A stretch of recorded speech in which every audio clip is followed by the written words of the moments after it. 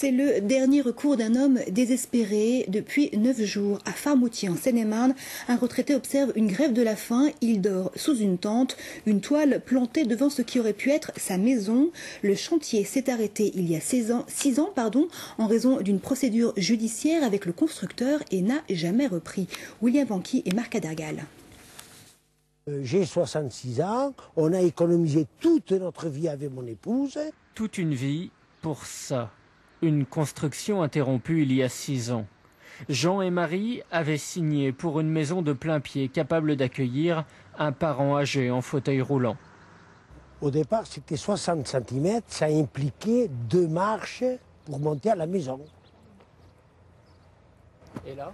Et là, ça n'implique que 15. Le constructeur n'ayant pas prévu des fondations assez profondes, il doit obtenir une modification du permis de construire pour surélever le bâtiment.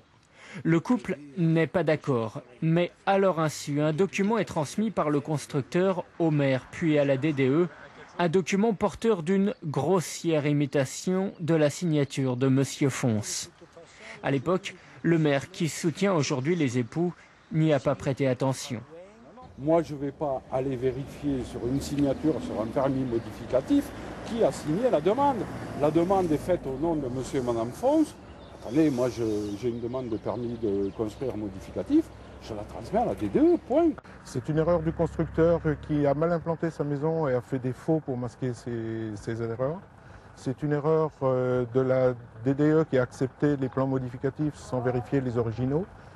C'est une erreur de la justice qui a classé les plaintes sans suite sur ces faux en écriture. Au pénal, le parquet a en effet mis de côté une plainte pour faux et usage de faux. Le couple n'avait pas pris la précaution de se constituer partie civile. Du coup, le juge civil a par 2 fois débouté les époux. Le constructeur se réfugie derrière ses décisions.